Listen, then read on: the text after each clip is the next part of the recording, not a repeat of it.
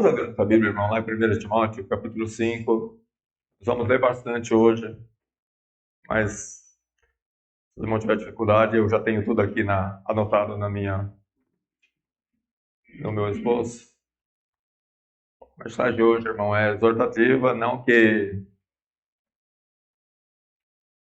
esteja aplicando a um ou outro individualmente, de maneira nenhuma, mas, como a Bíblia fala, não vos canso de dizer as mesmas coisas, diz Paulo, inspirado pelo Espírito, porque é segurança para vós. Amém?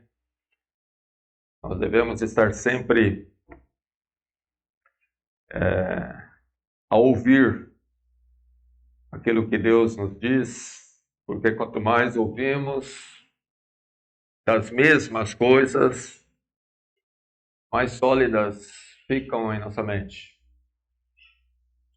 mais enraizadas, e consequentemente nós temos melhores condições de resistir à tentação, de resistir ao pecado.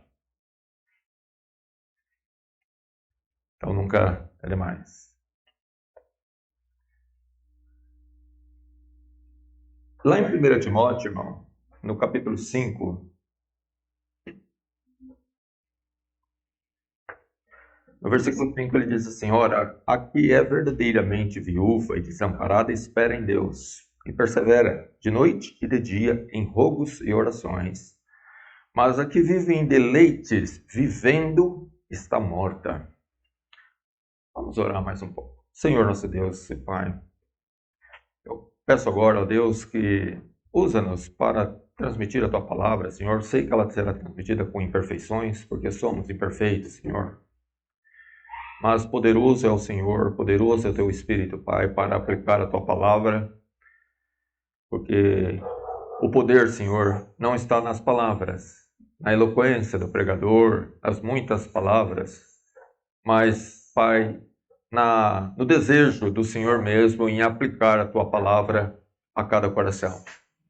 Nós reconhecemos, Senhor, a Tua soberania também nisso e clamamos, Senhor, que seja do Teu agrado, Pai, que hoje nós possamos ser edificados juntos pelo que vamos ler da Tua palavra e naquilo que o Teu servo abrir a boca para falar, que fale conforme a verdade, conforme a verdadeira interpretação da Tua palavra. Que não possa, Pai, haver da parte de nenhum dos pregadores aqui da Tua palavra um mau entendimento da Tua palavra, mas que tenha, sim, o bom discernimento dado por Ti mesmo, para que todos possam ter esse bom entendimento e com base nele, Senhor, nós podermos aplicar em nossa vida.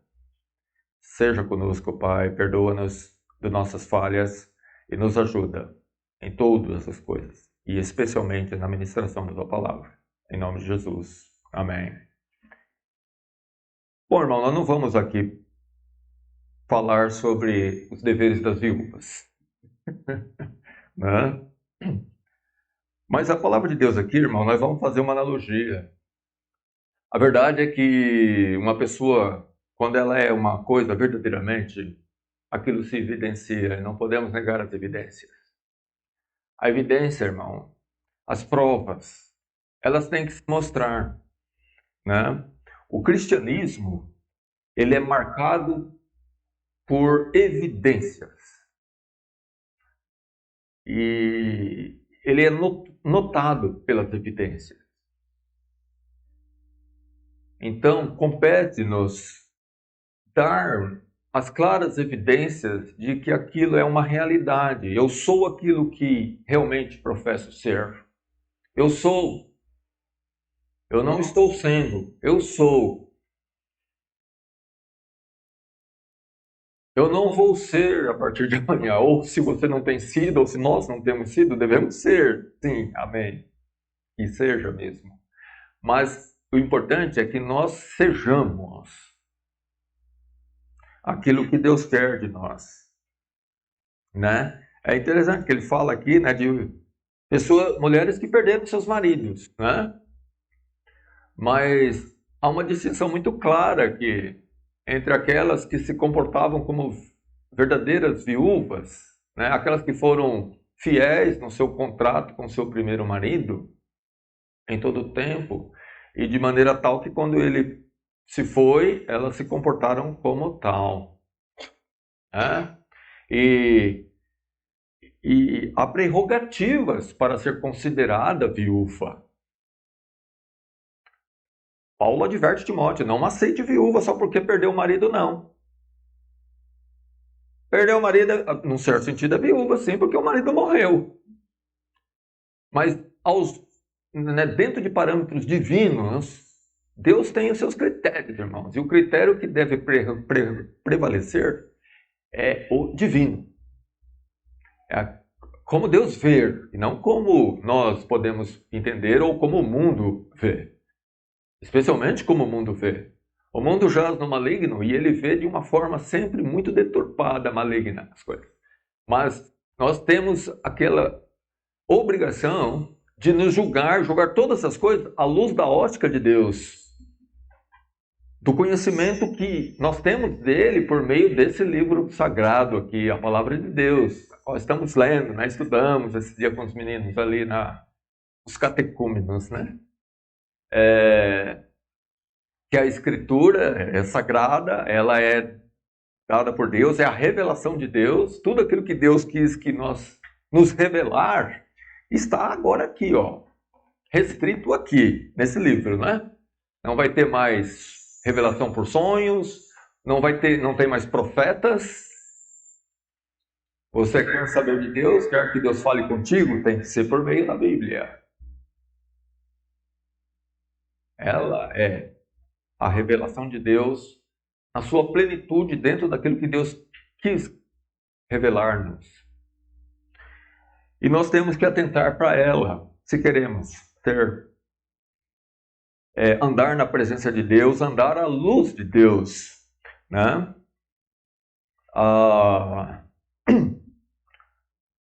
O versículo 5, ele fala, né? Ora, a que é verdadeiramente viúva e desamparada espera em Deus, persevera noite e dia em rogos e orações, que é verdadeiramente viúva, quer dizer, viúva segundo Deus, né? Mas a que vive em deleites, vivendo, está morta. Ele fala, nós vamos fazer um comparativo aqui, exatamente, pegando o cristão verdadeiro, como ele se comporta como cristão e aquele cristão professo. Um se enquadra dentro dos preceitos bíblicos. O outro,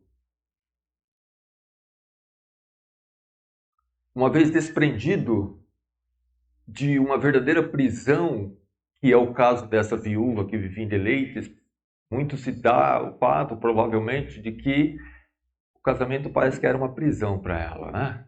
Então morreu o marido, ela se libertou. E ela passa a viver em deleites.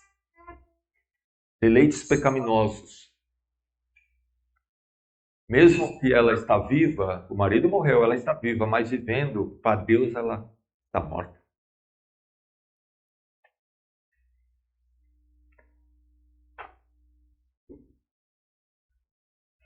No versículo 9 ele diz, nunca seja inscrita viúva com menos de 60 anos e só que tenha sido mulher de um só marido.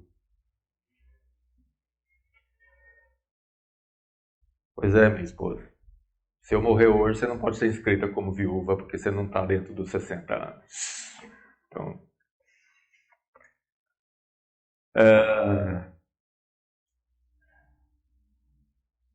tendo testemunho, não basta ter 60 anos.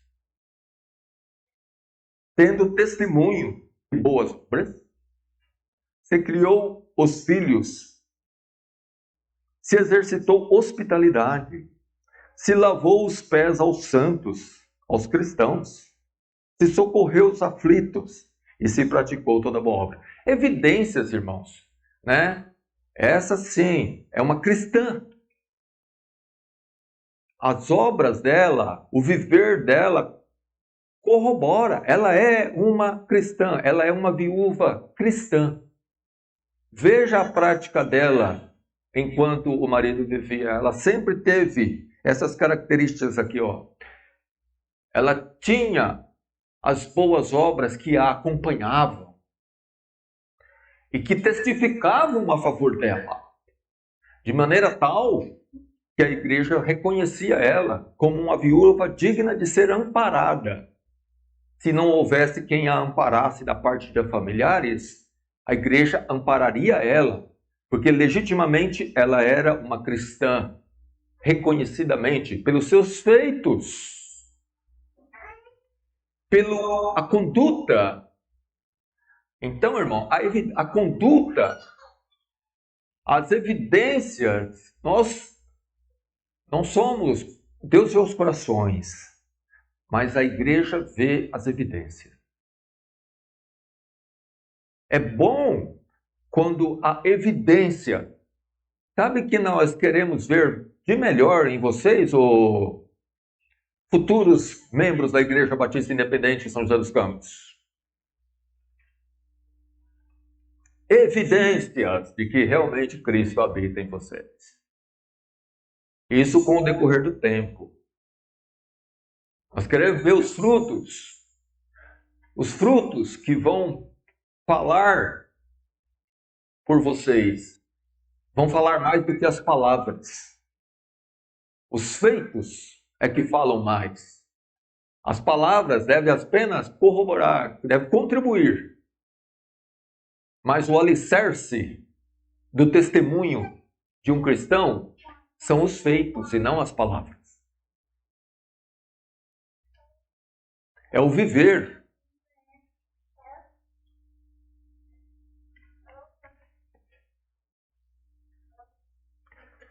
Irmãos, assim como o caso dessa viúva, que passou a viver em deleites, isso nos faz pensar muito naquelas pessoas que, uma vez que é disciplinado de uma igreja, volta para o mundo e recebe ele de braços abertos. Não? E passa a viver regaladamente.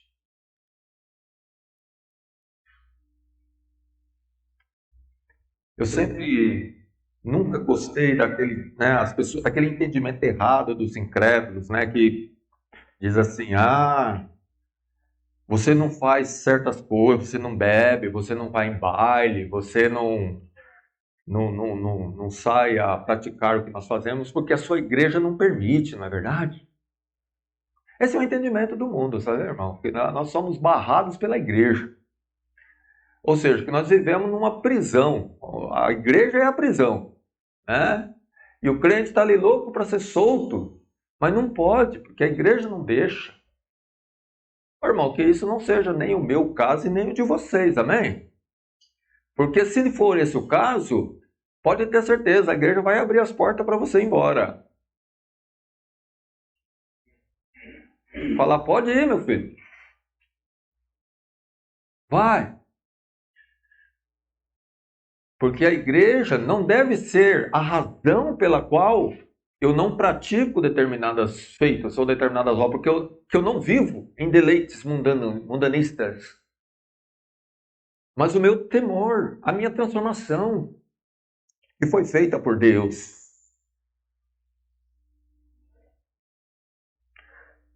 Lá em 1 Pedro 1, 17 e 19, diz assim: ora, se invocais por Pai aquele que sem acepção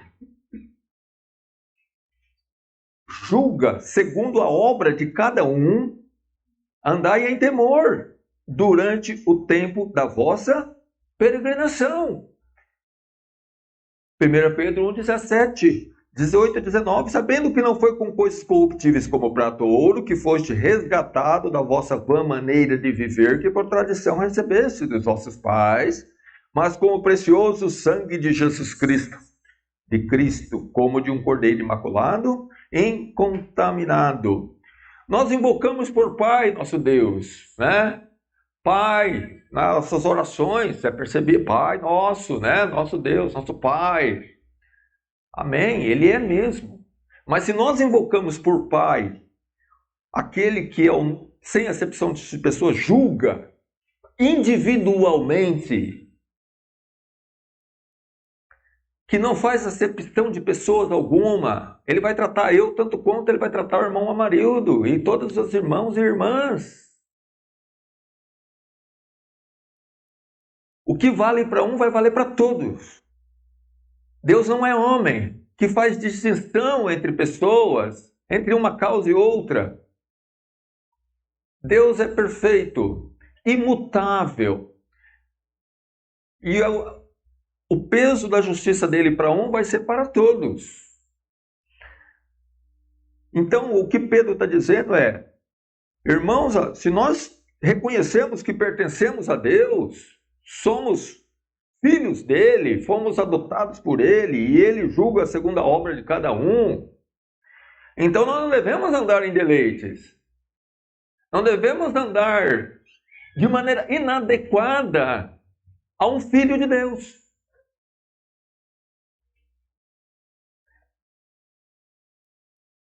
Nem pensar de maneira inadequada. E nem sentir de maneira inadequada. Porque, de fato, irmãos, a gente se, né? Ai, sim, né? Pecador. Porque quantas vezes eu me pego pensando em coisas que não deveria pensar?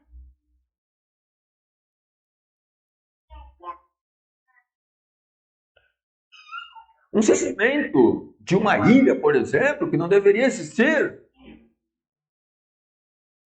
Ai de mim! Que o Senhor me transforme naquelas minhas necessidades, onde eu sou terrivelmente sujeito ao fracasso, ao pecado. Porque eu sei que Deus vai me julgar. Precisa comparecer perante o tribunal de Cristo.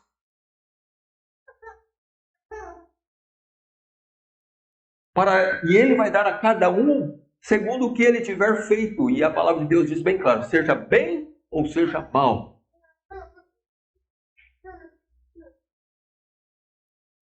Deus não vai encobrir. É um julgamento justo.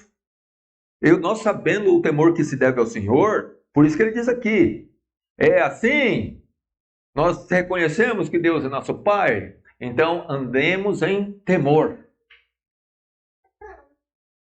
Irmão, será que o que falta muitas vezes para os cristãos dos nossos dias não é temor?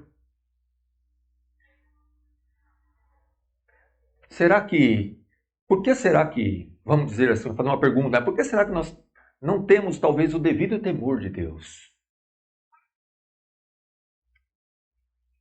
Eu vou dizer uma coisa, irmãos. O Deus do Velho Testamento é o nosso Deus. Tão santo quanto.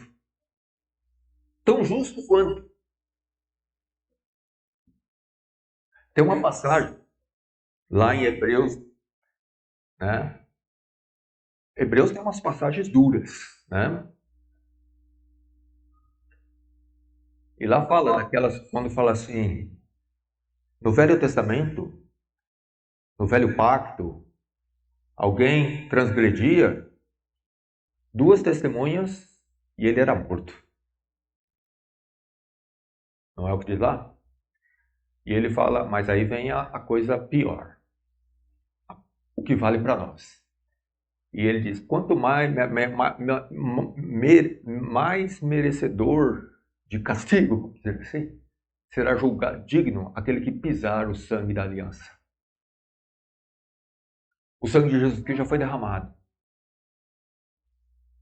Nós temos uma responsabilidade no que diz respeito à comunicação do sangue de Jesus Cristo, quer por obras, quer por palavras.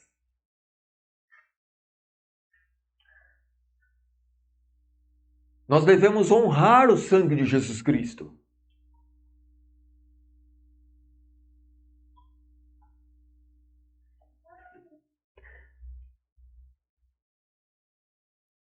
Como Pedro diz aqui mesmo, nossa vã maneira de viver, aquela maneira de viver mundanista, na qual todos nós um dia andamos, uns mais, outros menos, não importa, todos andávamos. Uma maneira de viver que estava nos conduzindo à morte, às consequências terríveis, que mesmo depois da conversão, muitas das consequências ruins da nossa vida, da época da vã maneira, acaba acompanhando, né? É só prejuízo, só coisas horríveis. Por isso que quanto mais jovem uma pessoa vem ao entendimento do Evangelho e à conversão a Jesus Cristo, glórias a Deus por ele, porque evitou uma multidão de pecados. Inclusive pecados que trazem consequências que vai a continuar para o resto da vida, mesmo depois da conversão. Continua falando.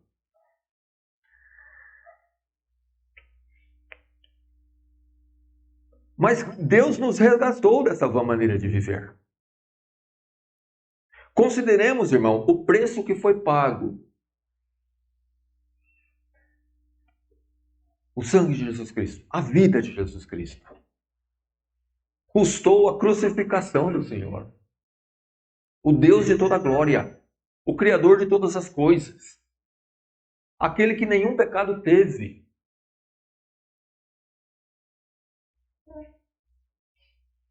que teve que se despojar da sua glória eterna, de Deus Todo-Poderoso, fazer-se homem, nascer em manjedoura, ser rejeitado, ser criado como um carpinteiro, serviço bruto, braçal.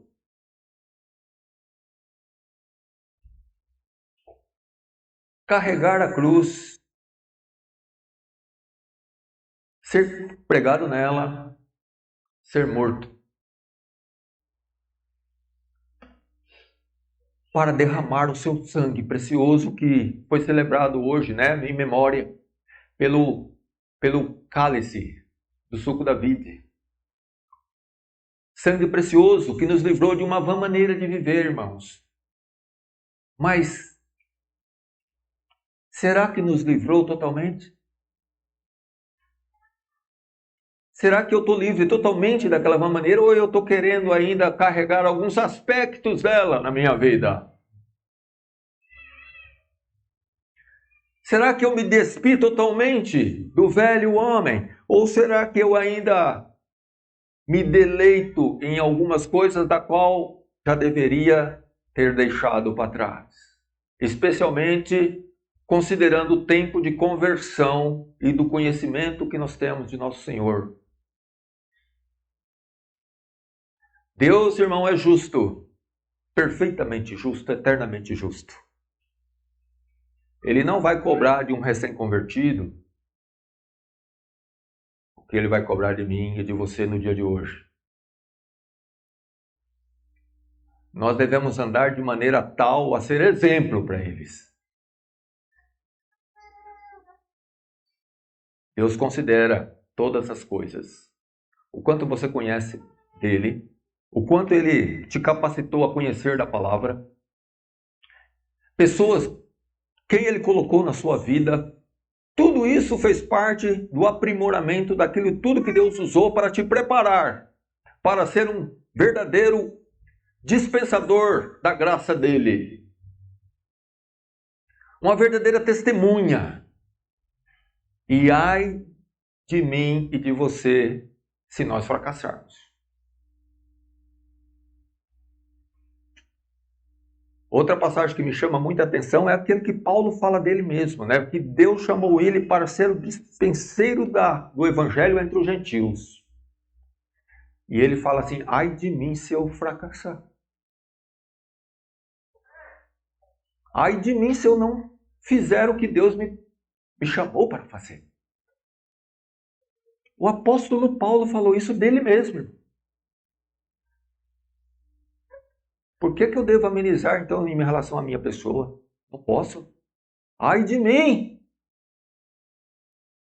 Se aquele grande homem de Deus, da qual nós veneramos, né, chegamos ao ponto quase da idolatria, falou isso dele mesmo, então ai de nós. Temos que atentar, irmãos. E temos que colocar nossa vida diária e envolvendo pensamentos, sentimentos, atitudes. Porque eu vou dizer uma coisa, irmãos.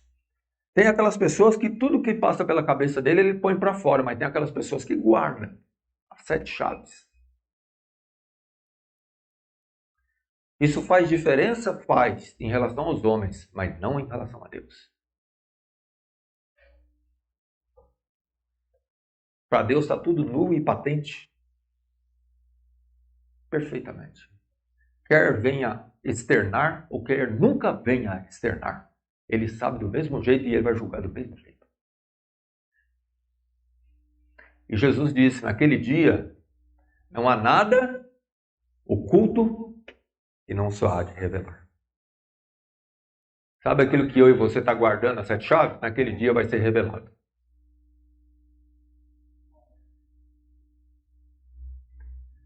Então, sabendo de tudo isso, nós devemos tomar atitudes genuínas, sinceras, verdadeiras,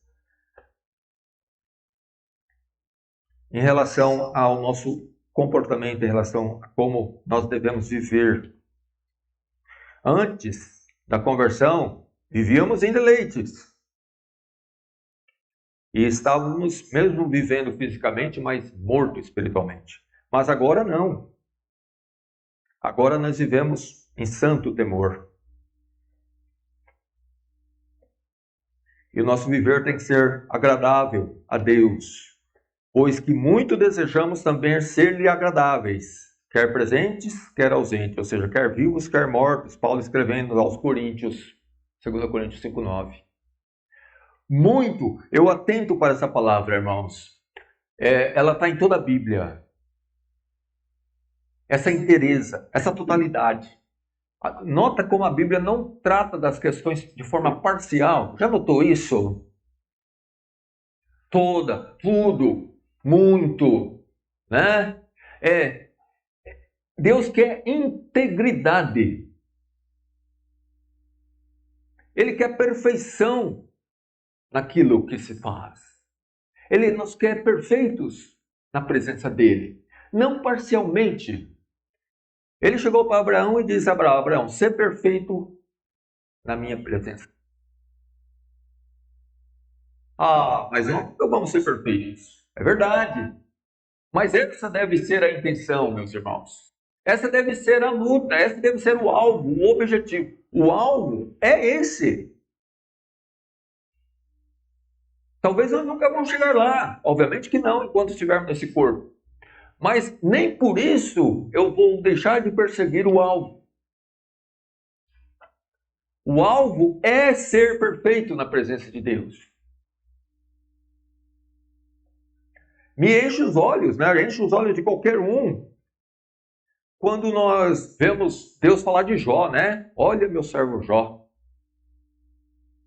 Homem íntegro. Desvia-se do mal. Isso, irmão, é clara prova de como Deus está olhando todos os seus, individualmente. Deus não está aqui num olhar coletivo, irmãos, para a Igreja Batista Betel Independente, a Igreja Batista Independente de São José dos Campos.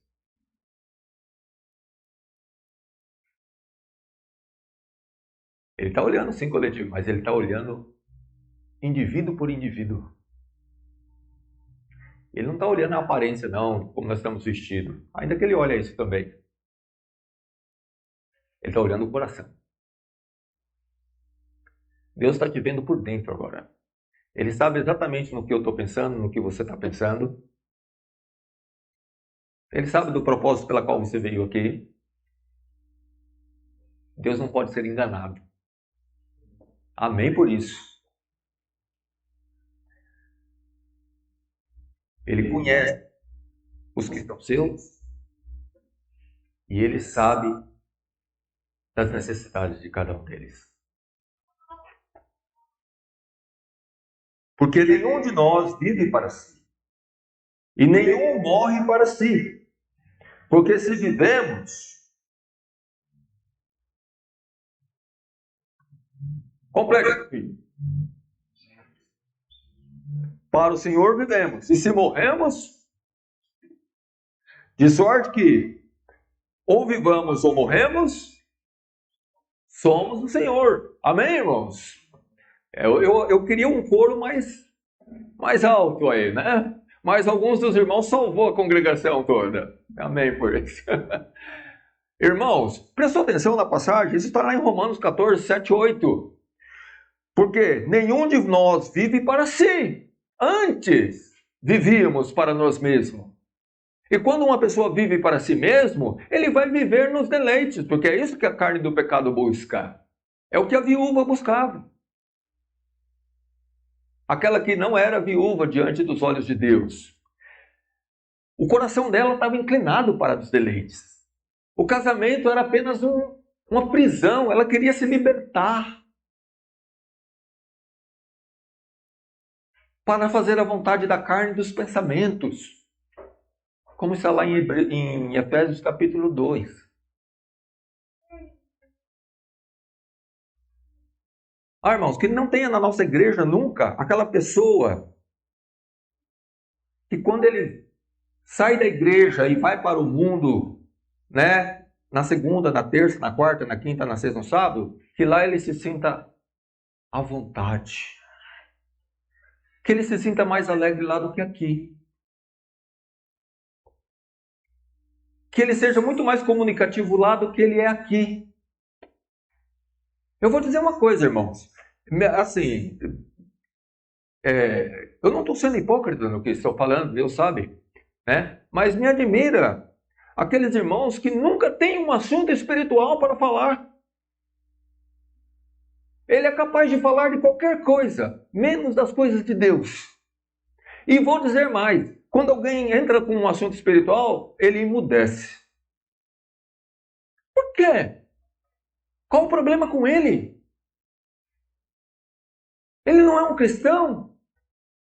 Não deveria ter prazer? Mas fala com ele de futebol e ele se... Nossa, fala que eu te contar, até pelos cotovelos. Fala de qualquer outro assunto trivial e ele tem sempre muito argumento. Mas você entra num assunto espiritual que deveria ser a glória do cristão, ele emudece. E você olha no semblante e parece que a pessoa está triste. E parece que está incomodando. Não, tem alguma coisa muito errada nisso. À luz da palavra de Deus, tem alguma coisa muito errada. Porque o prazer do cristão, irmãos, é Deus. E tudo que diz respeito a Ele. E nós devemos nos aproximar dele. Nós não vivemos mais para nós mesmos. Nós vivemos para Deus. Nós somos comprados. Como Pedro escreveu. Corpo, alma, espírito pertence a Jesus Cristo.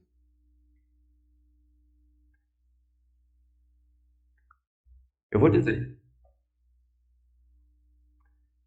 Muitas vezes nós achamos, ou pelo menos não que nós achamos, mas nós nos comportamos como se só o nosso espírito foi comprado, mas não o nosso corpo. Com o corpo eu faço o que eu quero. É só o espírito. Mas a palavra de Deus diz corpo, espírito e alma.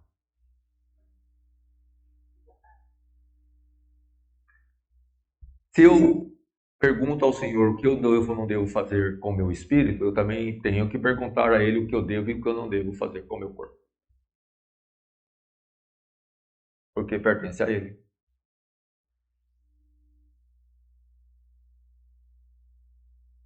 Porque nós não vivemos para nós. Vivemos para Deus.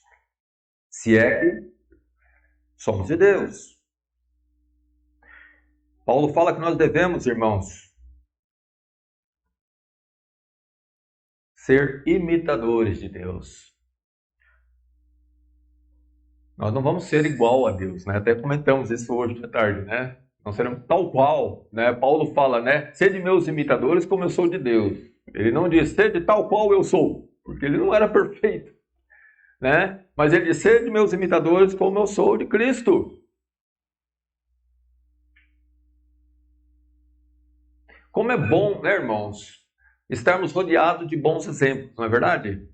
Talvez estejamos carecendo. Eu fico a pensar, né? Quando a gente olha para aqueles que estão mais próximos da gente, quem está mais próximo da gente? Nossa família, né? Esposa, filhos, marido.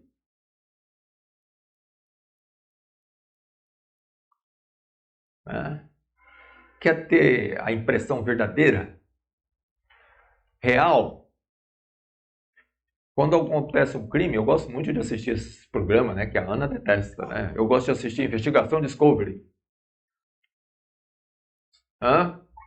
Eu gosto de assistir porque, irmão, não é conta da carochinha, é verdadeiro, aconteceu, foi um fato, é um fato histórico, houve um crime. E eu gosto de assistir por conta também, eu gosto de ver a capacidade dos investigadores, né, de levantar mesmo assim, ir atrás, levantar todas as questões e descobrir quem foi o maligno que cometeu o assassinato, né? Não estou pregando aqui para ninguém assistir, não, tá? Mas é a razão maior pela qual eu assisto, né? Eu acho que eu não deveria ter falado isso, porque eu perdi até o fio da meada agora. Por que que eu ia usar essa ilustração? Ah, muito bem, vamos passar para frente. Quando vier eu falo. Mas, irmãos, é, nós devemos ser imitadores de Deus, como filhos amados. Você se sente amado por Deus? Eu me sinto amado por Deus. Então, o mínimo que nós devemos ser é obedientes, ao máximo, nos detalhes. Às vezes a aprovação vem, irmãos, não naquela coisa, né, tão avultada, como, por exemplo, uma fornicação, um adultério, um homicídio, um roubo. Nós devemos ser imitadores de Deus naquele momento onde parece que a mentira é a única saída. Mas ali mesmo você diz a verdade. Porque você é um imitador de Deus.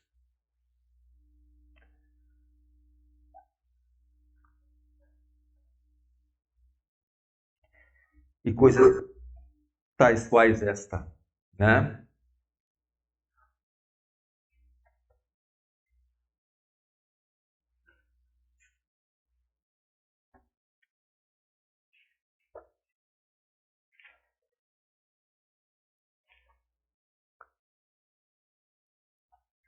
Nós não podemos estar, irmão, entre aqueles e que não seja o caso, ou se tem alguém tal qual, então temos que ver. A cada um analise e julgue a si mesmo. Mas porque em 2 Timóteo 3,5, né, Paulo fala de pessoas que estão passando por cristãs. Nós estamos aqui pertinho.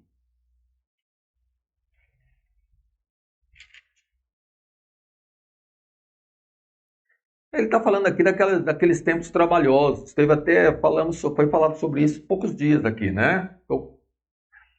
Dos tempos trabalhosos, foi mencionado, tempos difíceis. E eu vou dizer uma coisa, irmãos. Isso aqui que Paulo está dizendo, ele não está se referindo ao mundo lá fora. Ele está falando de coisas que vai acontecer dentro das igrejas.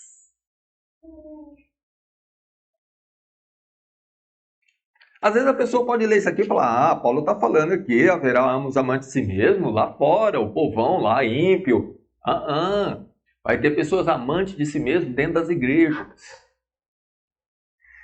Vai ter caluniadores dentro das igrejas. Intemperantes cruéis dentro das igrejas. Eu ouço, né, por meio daquele propagador das pregações de Spurgeon, né? O José Marbessa, E, e numa das pregações feita por Spurgeon lá no tabernáculo, né? Ele menciona, ele fala que, falando de mesquinhez, em termos de, né, de contribuir, de socorrer o necessitado financeiramente, com bens e tudo. E ele diz que se quisesse achar as pessoas mais duras de mão, mais mão fechada, mais mesquinha, que tinha que procurar dentro das igrejas.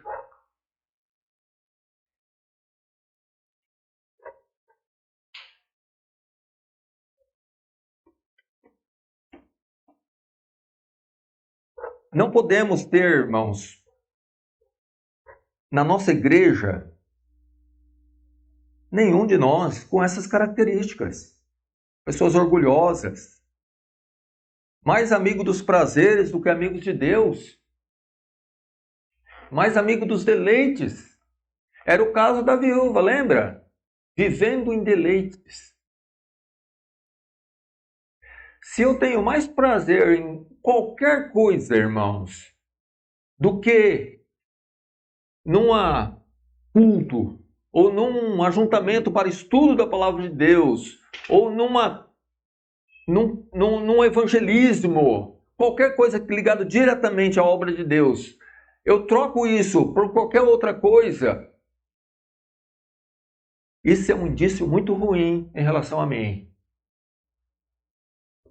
O meu grau de espiritualidade é questionável. Por que eu tenho mais vontade de fazer aquilo do que fazer isso?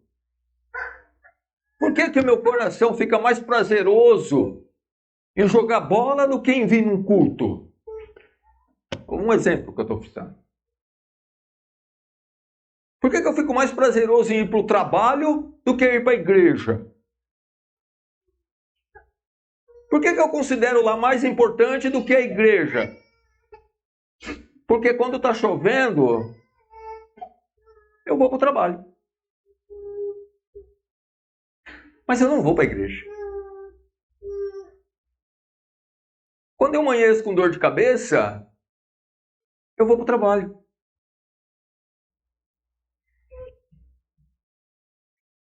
Mas eu não vou para a igreja.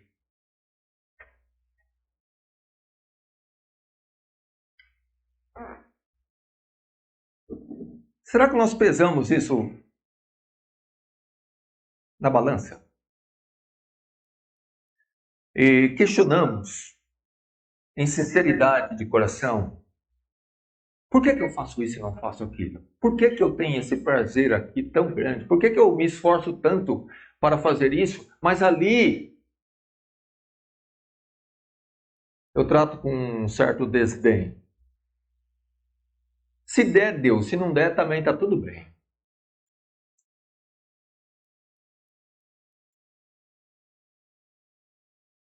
Olha, irmãos, Davi fala assim: Senhor, me sustém com um espírito voluntário. O prazer de Deus está no seu povo servindo a Ele voluntariamente. Não é o pastor tendo que pegar o laço e... Venha, irmão! E vem que nem, né, aquele boi, né? Tem que jogar no tronco e trazendo aos poucos e alguém lá com o ferrão e... Vamos, irmão! Ilustração chula, né? Chuca, né? Bruta. Mas um cara que veio da roça só podia vir uma ilustração dessa, né? Fazia parte, né, do meu dia a dia. Mas eu digo, irmãos, que se a ilustração não foi muito boa, mas eu creio que deu para os irmãos entender muito bem. Mas não acontece isso com relação ao trabalho, onde você tem que bater seu cartãozinho lá. Por quê? Isso você responda para você mesmo. Assim como eu devo responder para mim. O meu cliente lá, quando eu firmo um serviço com ele, eu vou lá. Faça sol ou faça chuva.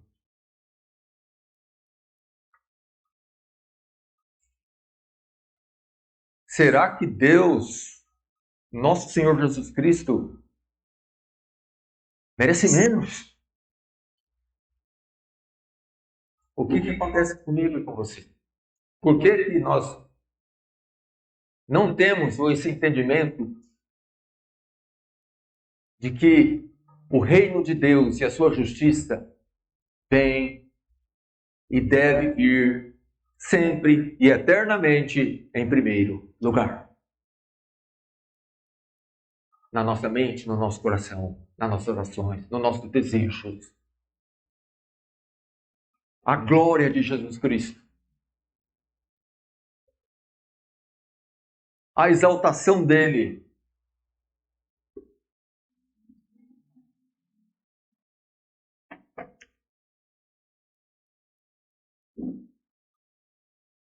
Porque essas pessoas aqui, Paulo fala que eles têm a aparência de piedade, mas negando a eficácia dela, como diz no versículo 5. Destes afasta-te.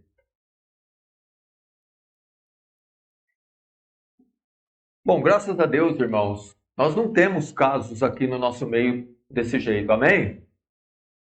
Louvado seja o Senhor, mas nós podemos melhorar. Eu creio que tanto eu quanto você, nós podemos sempre melhorar se nós tivermos realmente um desejo genuíno, excelente, de querermos ser perfeito na presença de Deus, de querermos realmente ser um membro perfeitamente saudável neste corpo aqui.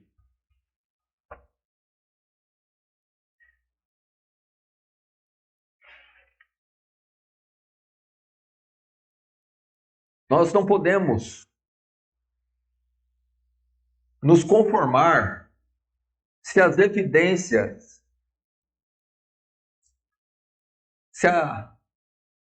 os frutos eficazes, da piedade não se estiver se mostrando claramente.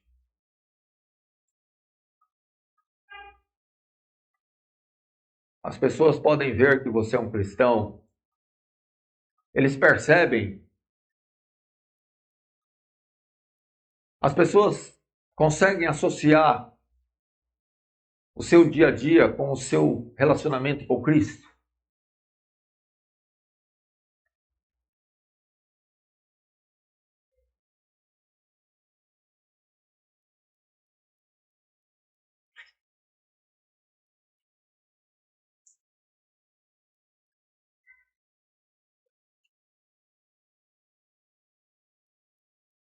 Isso é importante, irmãos. Nós não conhecemos corações, mas Deus conhece. Mas, é o que não falei no começo, nós não desconfiamos de ninguém, mas isso é uma mensagem exortativa que serve tanto quanto para mim, quanto para todos os presentes. Nós devemos sempre estar sondando, não talvez porque não somos cristãos, mas porque necessitamos de uma melhor conduta diante de Jesus Cristo. Paulo fala em Gálatas que se alguém cuida ser alguma coisa não sendo nada, essa pessoa engana a si mesmo. Eu vou dizer uma coisa, irmãos. O pior dos piores é uma pessoa enganando a si mesma. Dizer que é, quando na verdade não é. Uma das coisas que a gente procura muito nos recém-convertidos, naquelas pessoas que professam fé em Jesus Cristo, irmãos, não que nós estamos vasculhando a vida, mas nós queremos ter apenas a certeza, de que aquilo não foi uma coisa, um impulso carnal ou por algum outro motivo que não seja mesmo uma manifestação eficaz da graça de Deus operando salvação ali. Queremos ver as evidências para termos aquela certeza, falar, esse verdadeiramente é um filho de Deus, como Jesus disse para Zaqueu. Verdadeiramente veio salvação a essa casa, esse aqui também é um filho de Abraão. Porque o feito de Zaqueu, a manifestação dele, a atitude dele, mostrou claramente. Esse homem é um cristão. Se não fosse, não faria.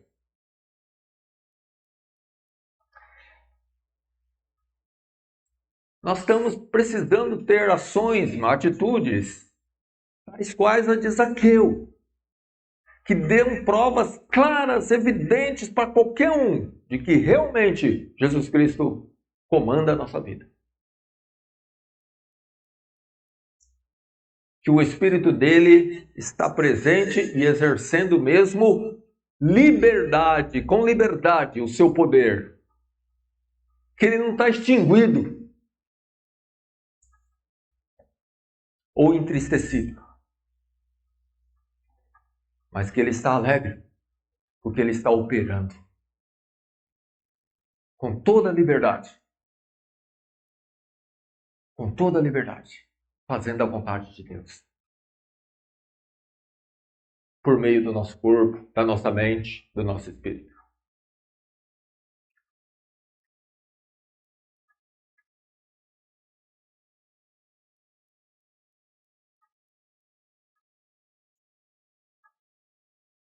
Porque se alguém está em Cristo, 2 Coríntios 5,17, o que ele é? As coisas velhas já passaram, eis que tudo se fez novo. Lembra que eu falei aqui que eu gosto desses termos, né, que são completos na Bíblia? Olha aqui. Se alguém está em Cristo, nova criatura é. Não vai ser? É. Está no tempo presente, passado ou futuro, Pedro? Presente. É uma nova criatura.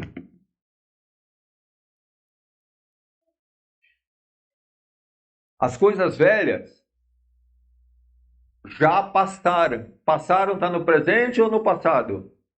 Fica fácil, né? Está no passado, né? Eles passaram. De verbo até que eu consigo alguma coisa. Eis que tudo, irmãos. Eu gosto de atentar para esse ponto. Tudo se fez novo. A questão é nós analisarmos se nós já chegamos nesse nível, nesse patamar como cristãos, irmãos. Dentro da nossa carreira cristã, no meu caso e de alguns aqui já de bons anos, nós já chegamos nesse ponto. Tudo já se fez novo? Ou ainda tem muita coisa para se fazer novo? É isso que a Bíblia... É que nós temos que questionar à luz da palavra de Deus. O quanto na minha vida já é novo. Nós já expulsamos quantos dos nossos inimigos? Como a nação de Israel deveria fazer lá quando entrar em Canaã. É para expulsar todos, não deixe nenhum. Mas eles deixaram. E eu vou dizer uma coisa, irmãos. Nós fazemos a mesma coisa.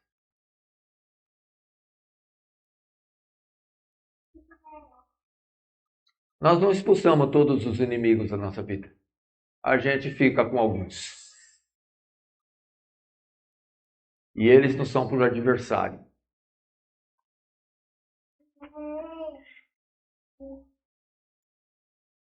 E não faz com que nós sejamos aquilo que gostaríamos de ser. E precisamos ser na presença de Jesus Cristo, nosso Senhor. Se o inimigo não for expulso, irmão, ele vai ser pedra de tropeço. Bom, eu não sei qual é os seus inimigos, mas eu sei quais são os meus.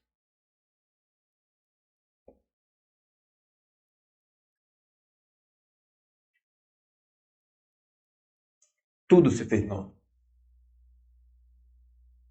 A palavra de Deus ela não dá meia volta. Ela não dá liberdade para a gente se esquivar, falar, tá vendo? Aqui a palavra de Deus fala quase tudo, ó. Não, é tudo. O alvo é tudo. O objetivo é tudo. Não é aqueles pecados mais grosseiros. É todo pecado. Não é só vir na igreja. É vir na igreja. É falar de Cristo, pregar o evangelho durante a semana, em todas as oportunidades que tiver. é orar, é louvar ao Senhor, não só aqui, mas louvar durante o dia a dia.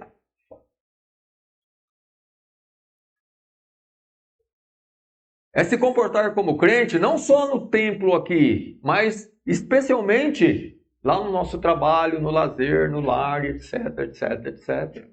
Mas é lá que nós falhamos. Mas é lá que Deus quer ver nós brilhando. É muito fácil brilhar aqui dentro dessa parede, em meio a irmãos que se comportam tal qual nós, que pensam como nós e assim por diante. Mas Deus quer ver nós brilhando lá fora. A luz, irmão, ela é eficaz onde existem trevas.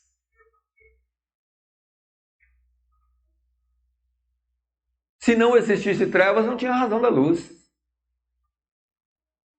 Onde é que a luz é acesa? É onde as trevas estão.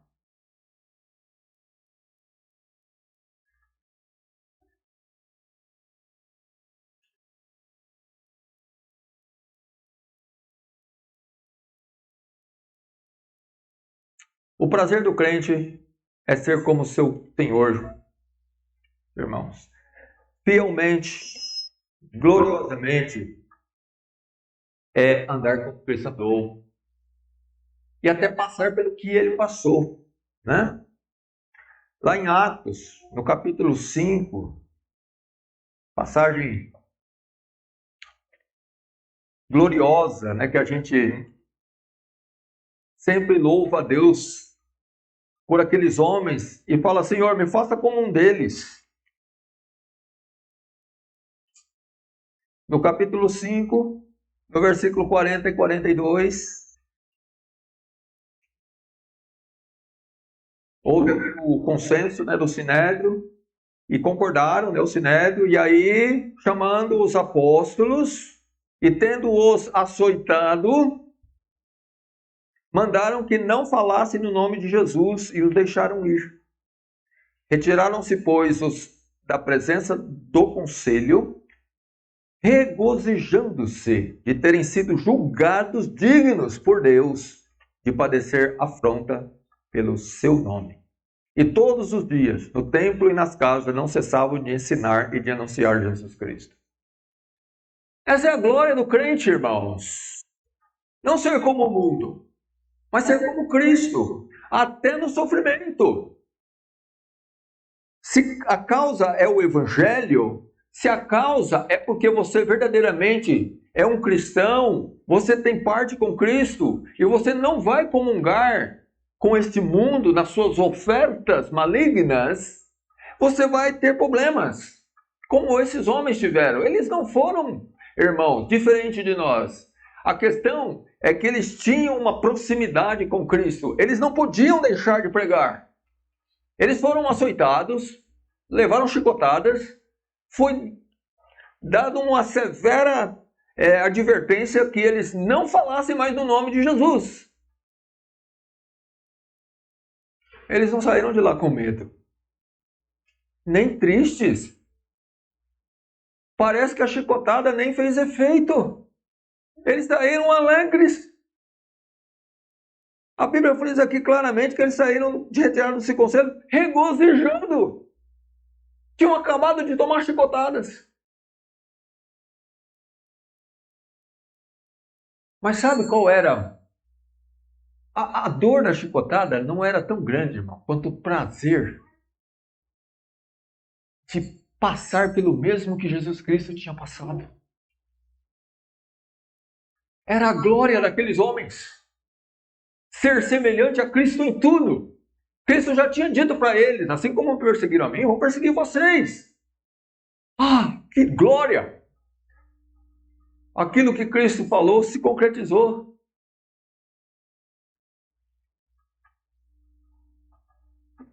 Eles não padeceram como malfeitores, mas como cristãos. Eles honraram a Deus na hora H.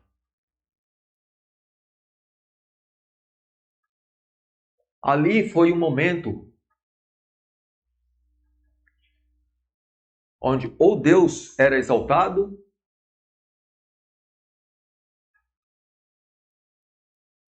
ou o diabo teria oportunidade para acusar? Tá vendo? Tá vendo? Na hora H, ó, negaram. Mas não. Deus foi exaltado. Jesus Cristo foi exaltado. Eu vou dizer uma coisa, irmãos.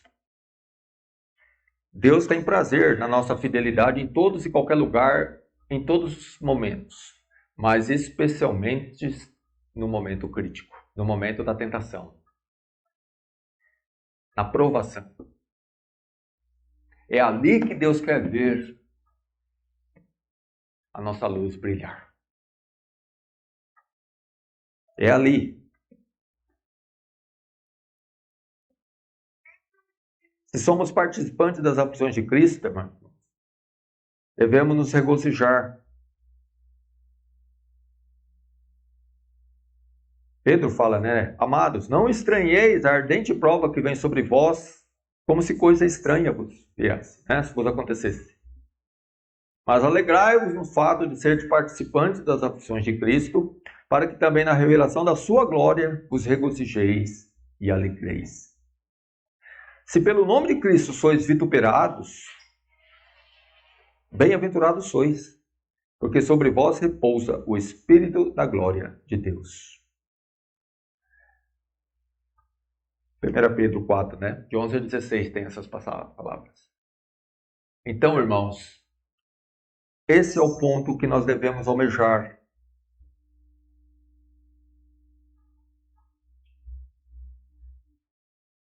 Aí alguém pode falar, mas não está havendo prova nenhuma sobre mim. É verdade.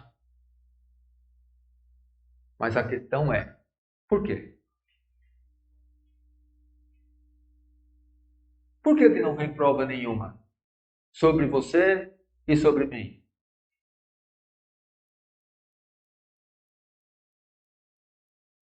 A palavra de Deus diz que Deus não nos deixará ser tentado acima do que podemos suportar. Então, logo, será que é porque eu não vou suportar? E se eu não vou suportar, por quê? Está faltando alguma coisa.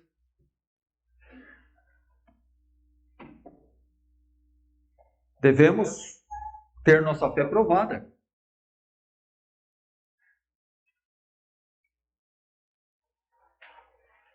Para que naquele dia,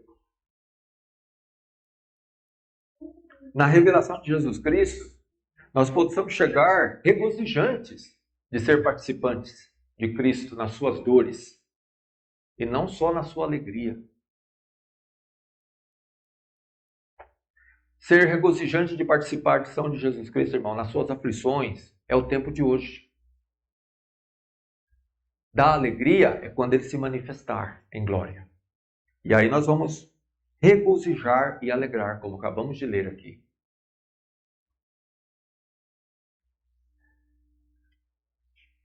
Mas se nada disso está acontecendo, então é porque eu não estou vivendo piamente o Evangelho.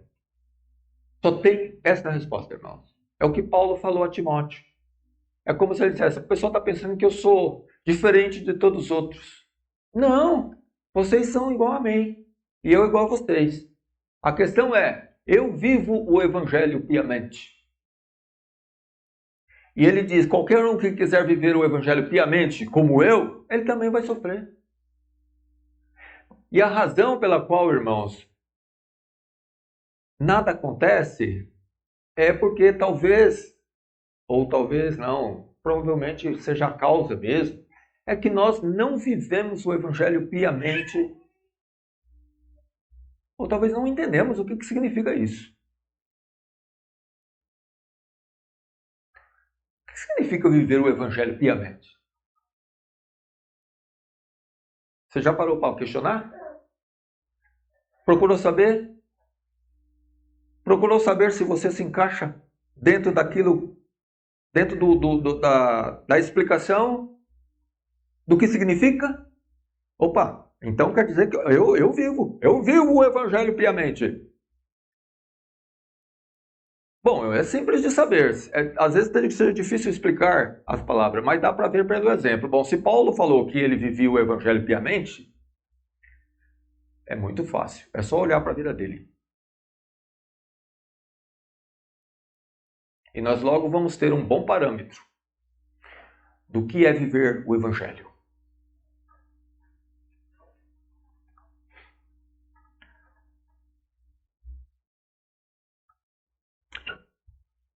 Nós devemos chegar, irmãos, nosso alvo é chegar na estatura do apóstolo Paulo. Porque para mim, o viver é Cristo e o morrer é ganho. Não é viver para comprar uma casa, não é viver para ter um carro, não é viver para passear. Tudo isso faz parte da vida e em um momento ou outro vai acontecer. Não para todos, talvez, mas Deus, na sua misericórdia, vai suprindo o seu povo e vai dando muitas bênçãos. Mas essas bênçãos, irmãos, não devem ser para um deleite pessoal mero. Deus me deu um carro que fosse para a glória dele. Deus me deu uma família para ser para a glória dele. Para que eu pudesse viver Cristo. Essas coisas têm que contribuir para meu avanço espiritual e não me impedir. Ou ser uma pedra de tropeço. O viver do crente, o viver do homem espiritual é viver para Cristo. E quando ele morrer, é só ganho. Partir de estar com Cristo é melhor. Eu creio que quando nós estivermos lá, isso vai ficar, obviamente, muito, muito claro.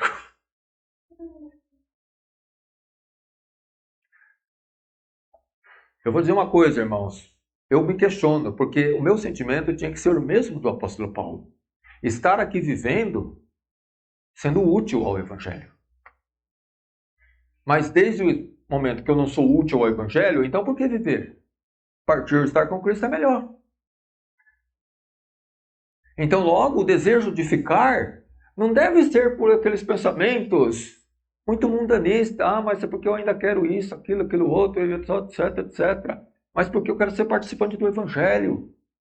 Porque eu quero ser útil. Eu sinto que eu ainda posso ser útil a Cristo vivendo. E o dia que eu passar a não ser mais útil, então não tem razão para continuar nessa vida, peregrinando por ela. Melhor estar com Cristo.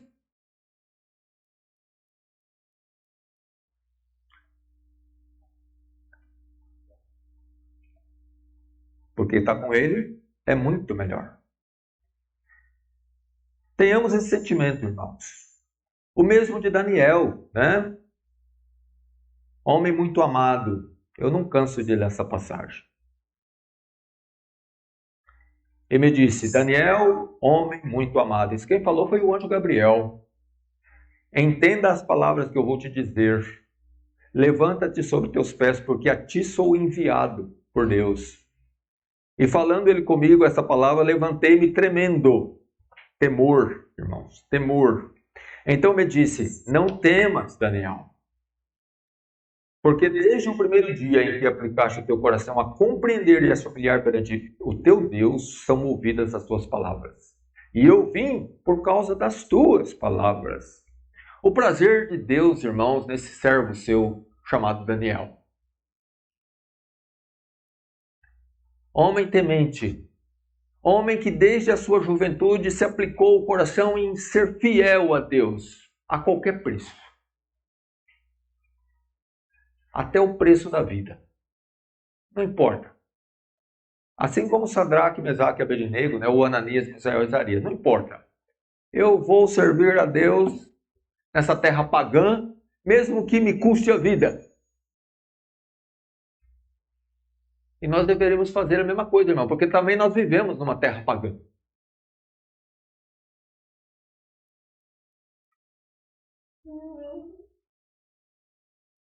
não é para nós vivermos em deleites. É para nós viver Cristo. Mesmo que custe a fornalha.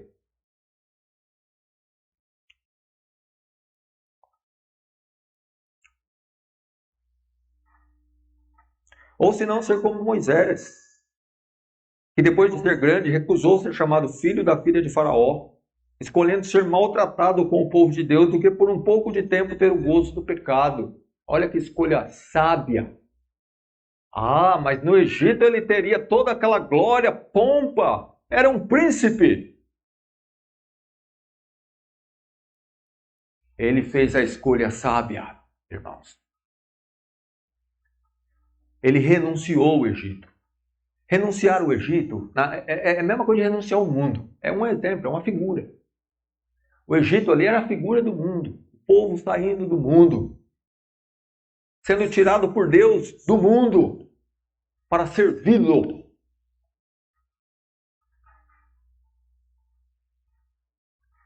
Moisés tinha a possibilidade de ficar no Egito, mas ele não quis. Ele preferiu ser maltratado com o povo de Deus. Porque ele era tolo? Não. Ele tinha em vista a recompensa. Ele teve por maiores riquezas do vitupério de Cristo, a vergonha de Cristo, a cruz, o sofrimento que é devido a todo cristão, porque vive num mundo ímpio, num mundo que jaz no maligno, num mundo onde impera o pecado. E ele vai passar por isso, do que os tesouros do Egito, porque tinha em vista a recompensa.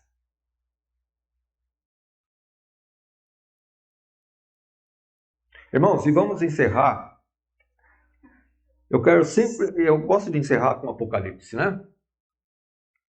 Porque fala exatamente daquela gloriosa recompensa que é para todos os fiéis.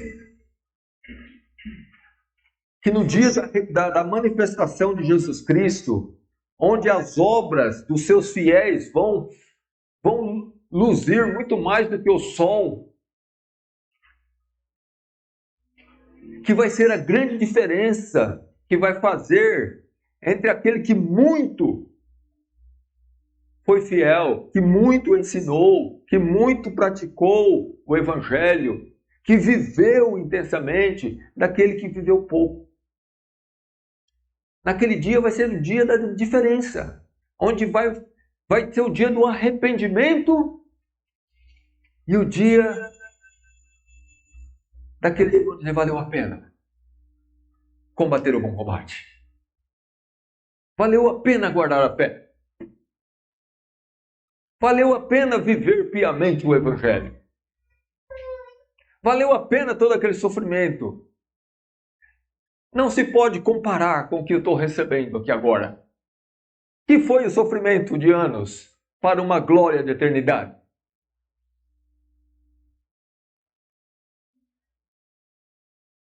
Paulo chegou no final da carreira e ele disse exatamente isso. Ele tinha sido apedrejado, naufrágio, açoitado não sei quantas vezes, e ele chegou no final, combatiu o bom combate. Foi bom passar por tudo isso. Ele não era um homem arrependido. Ele era um homem que regozijava em ter deixado tudo, morrido para o mundo, morrido para si mesmo, e abraçado Jesus Cristo na inteireza.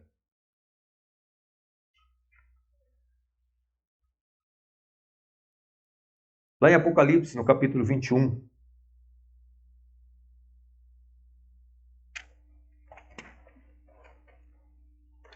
se essas passagens aqui, irmão, não ser motivação para a gente viver Cristo, deixar os deleites de lado e viver com mais intensidade o Evangelho, participando de tudo o que Jesus Cristo passou, então eu não sei o que vai ser capaz. No versículo 21, no capítulo 21 diz, e viu um novo céu e uma nova terra, porque já o primeiro céu e a primeira terra passaram e o mar já não existe. E eu, João, vi a santa cidade, a nova Jerusalém, que de Deus descia do céu, preparada como uma esposa adornada para seu marido. E ouvi uma grande voz do céu que dizia: Eis o tabernáculo de Deus está com os homens, pois com eles habitará, e eles serão o seu povo, e o mesmo Deus estará com eles e será o seu Deus. E Deus encarará dos seus olhos toda lágrima, e não haverá mais morte, nem pranto, nem clamor, nem dor, porque já as primeiras coisas são passadas. E o que estava sentado sobre o trono diz: Eis que faço nova todas as coisas. E disse-me: Escreve, porque essas palavras são fiéis e verdadeiras. E lá no capítulo 22 diz: E mostrou-me, capítulo 22, versículo 1, e mostrou-me o rio puro da água da vida, claro como cristal, que procedia do trono de Deus e do Cordeiro. E no meio da sua praça, e de um e de outro lado do rio, estava a árvore da vida, que produz 12 frutos, dando seu fruto de mês em mês, e as folhas da árvore são para a saúde das nações. E ali, nessa nova terra, esse novo lugar, nunca mais haverá maldição contra alguém. Nela estará o trono de Deus e o do Cordeiro, e os seus servos o servirão, e verão o seu rosto, e nas suas testas estará o seu nome. E ali não haverá mais noite, e não necessitarão de lâmpada, nem de luz do sol, porque o Senhor Deus os ilumina, e reinarão para todo o sempre. Amém? É isso que estamos esperando, irmãos. Se nesse mundo importa que nós tenhamos aflições, de um jeito ou de outro, por conta da nossa fidelidade ao Evangelho, nós sabemos que existe uma eternidade de glória esperando todos aqueles que são de Cristo. Nós temos que deixar, irmãos, o temor de lado e viver o Evangelho de Jesus Cristo com mais intensidade possível. Eu acho incrível como a gente se engaja com muita dedicação nas coisas que são desse mundo. Sacrifício mesmo. A gente sacrifica por coisas que são desse mundo, passageiro, que não contribuem em nada para a eternidade, que não é comida de fato, que não é capaz de saciar. Mas a gente não trata com a mesma dedicação, com o mesmo afinco, com a mesma entrega aquilo que pertence ao reino de Deus. Até parece que são duas coisas e uma está mais alta do que a outra. E não é o reino de Deus. Vir na igreja, irmãos, é excelente. Participar dos cultos, ter comunhão com os irmãos. Mas eu tenho convicção certa. Deus quer ver muito mais do que isso.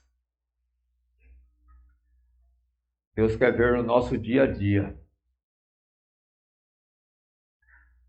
Nós temos que ser como somos aqui, segunda, amanhã, depois, ou melhor.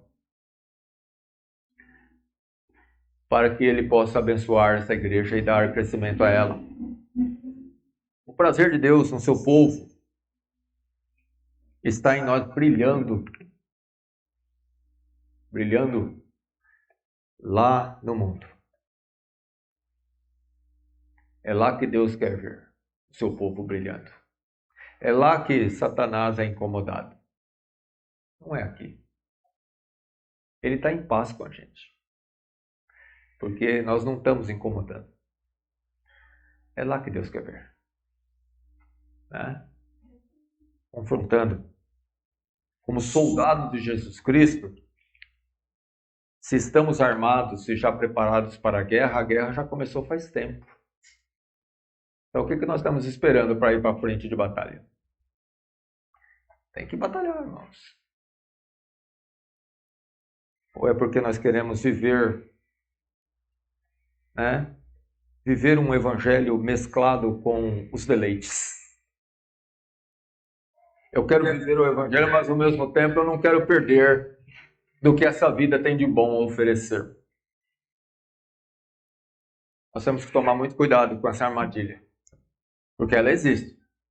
E os anos vão passando e a gente passa com um cristianismo muito aquém